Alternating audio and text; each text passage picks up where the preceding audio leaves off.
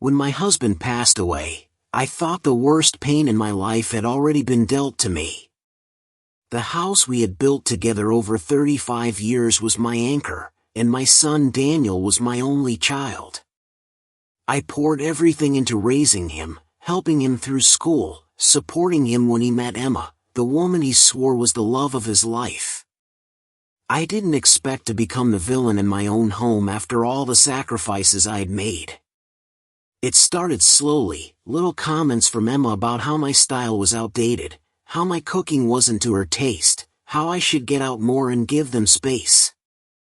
I tried to laugh it off, telling myself she was just trying to adjust. But over time, the tone sharpened, and Daniel, who once would have defended me without hesitation, started to stay quiet, letting her words hang in the air like little daggers. Then came the day when I returned from the grocery store to find boxes in the living room. They weren't mine. Emma's parents had apparently been invited to stay for a while, except it wasn't temporary. She announced over dinner that they were moving in permanently. I thought she was joking, but Daniel didn't deny it. My voice shook as I reminded them that this was my home, the place I'd paid for long before Emma was in the picture. That's when she looked me dead in the eye and said, "Maybe it's time you found somewhere else to live. This house needs a fresh start." Daniel didn't even look at me, he just stared at his plate. I went to bed that night feeling like a stranger in my own life. By morning, they had packed my clothes into 2 suitcases and left them by the front door. Emma's parents were already moving their things into my bedroom. No one asked where I would go. They didn't care. That night, in the tiny motel room I found at the edge of town, I stared at the ceiling and replayed the scene in my mind over and over until the shame and heartbreak hardened into something sharper, resolve. I wasn't going to beg for scraps of dignity in the house I had built.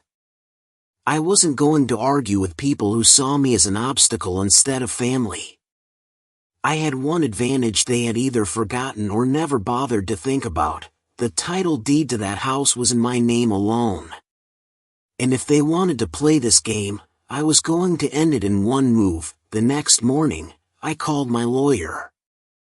I didn't need a long conversation to explain what was happening.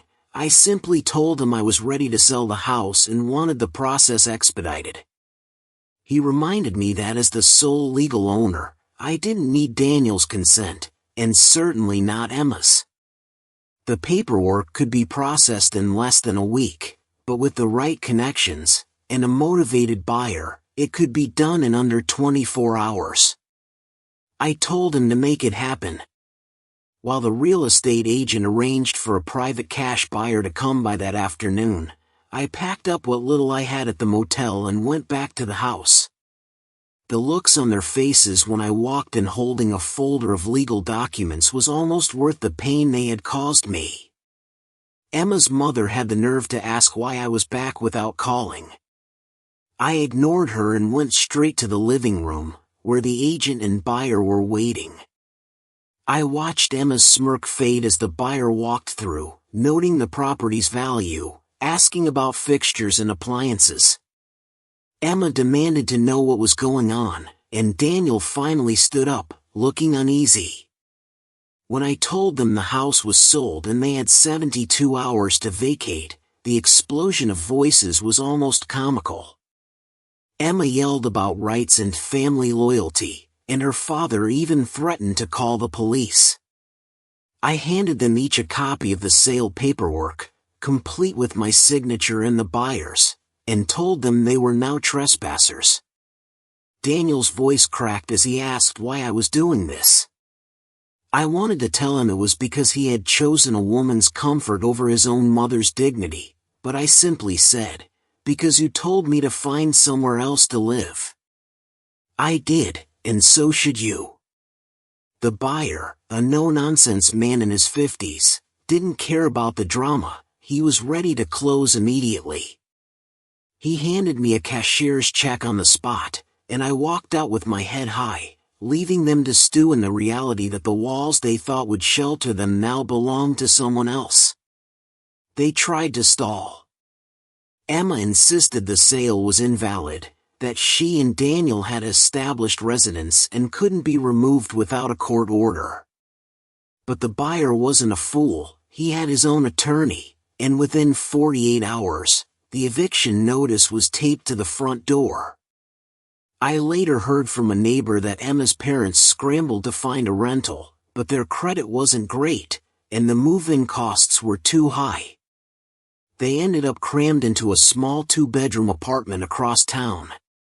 As for Daniel and Emma, they apparently tried staying with friends, but word travels fast in a small community, and not many people wanted to host them after the way they had treated me.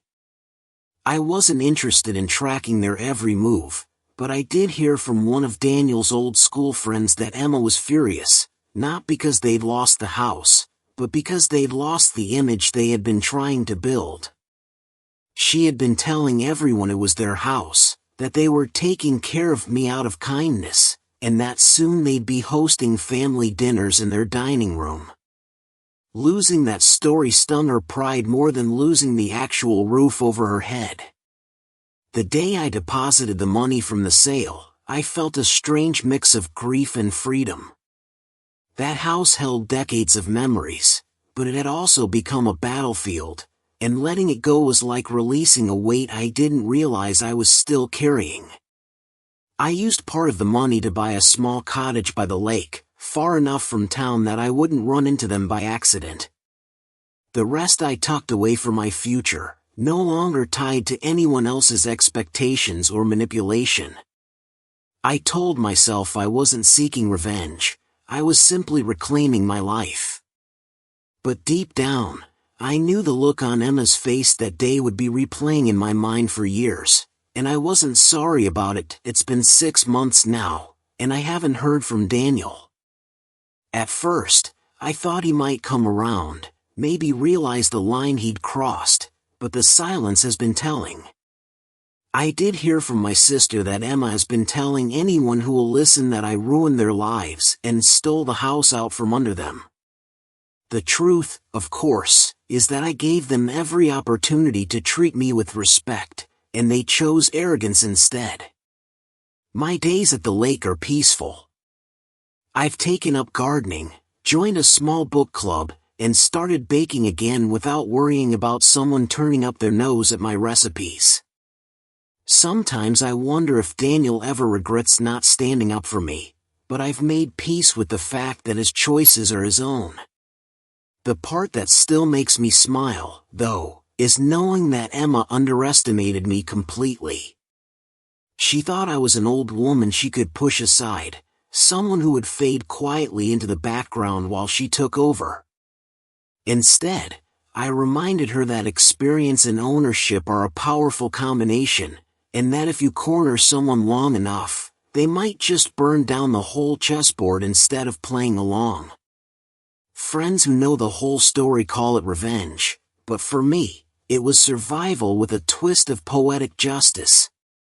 They kicked me out without a thought for where I'd go, so I returned the favor, only I made sure they had no place to go at all.